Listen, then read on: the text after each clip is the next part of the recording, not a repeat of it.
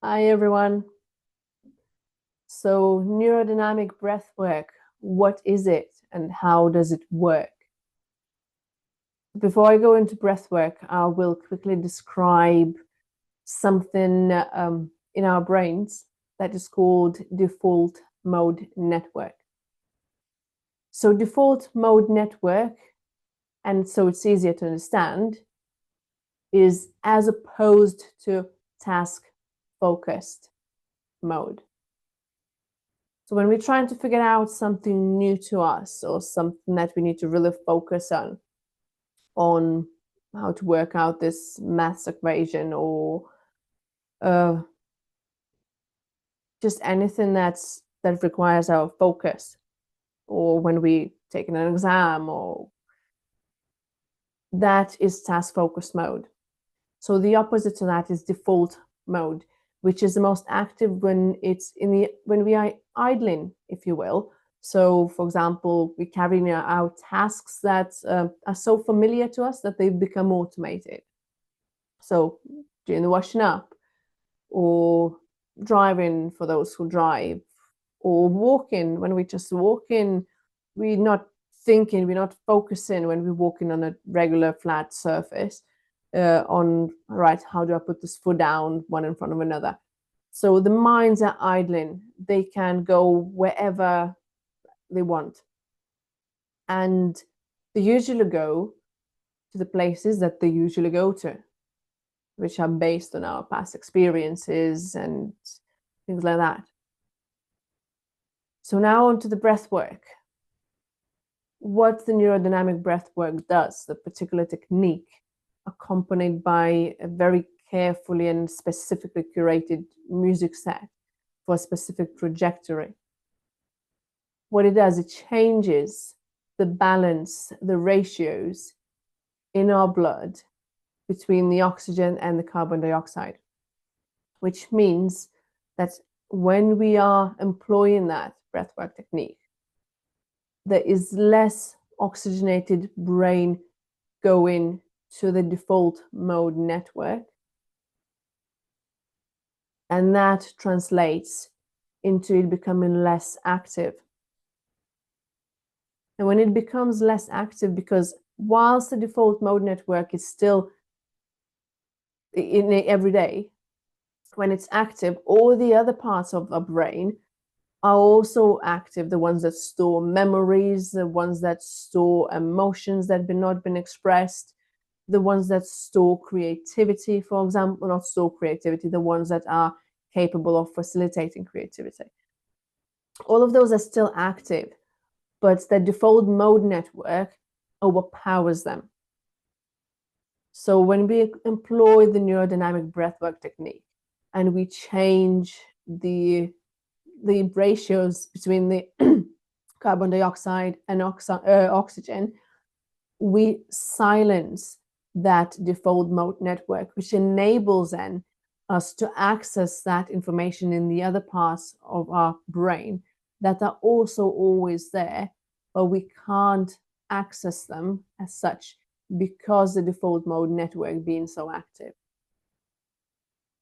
So that's roughly how it works, the nitty-gritty of it. And the way it translates into subjective experience, that obviously all those memories, those suppressed emotions, all of those things are very subjective to us. They formed from our experiences of life. And sometimes we don't have time to deal with particular experiences. We literally don't have time to deal with something because we have to deal with the practical sides of life. And we postpone dealing with what we're feeling. Or we are in a situation where it is unsafe to deal with particular experience, with particular subjective experience, emotions and memories. So again, we delay, we suppress because it's not practical at the time for safety or whatever reasons. And then they are stored there, always simmering, inexpressed. And if it sounds woo, then ask yourselves, where is that unexplained anxiety coming from when everything seems to be okay? Why aren't we able to get rid of those underlying tensions that are not acute, but they're there, they're latent, they're constantly simmering? Because it accumulates, it literally has, everything suppressed has an accumulative effect. And then when we don't have access to what's accumulated in the everyday, it continues accumulating until it really threatens our well-being. So by silencing default mode network and by accessing that information that is stored there, our subjective content, we able to bring it to the surface so we can actually deal with it later. Take it away and deal with it. And the main premise of neurodynamic breathwork is because this isn't some external substance or external something that induces those experiences, because it comes from within. The main premise is that our inner guiding intelligence will not bring up anything or will not open up anything that we are not ready to deal with yet. And I had myself personally experienced that, because when I first started training as a facilitator,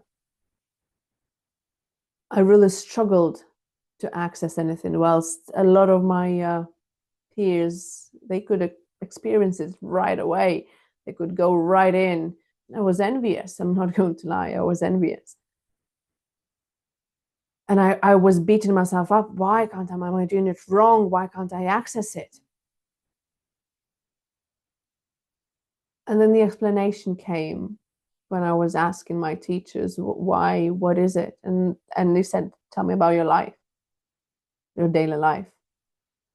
And it turned out that it made sense that my inner guiding intelligence didn't bring up at the time anything, didn't bring up anything too much for me, because I was simply too busy surviving in practical terms to be able to deal with it. So my inner guiding intelligence didn't bring it. So I got to experience how it works, because later I was able to access what I needed to access when I finally managed to get myself in the position where I could tend to what needed to be tended. So that's in the neurodynamic breath work, just roughly how it works. And yeah, that's that for this week. Have a good week, everyone.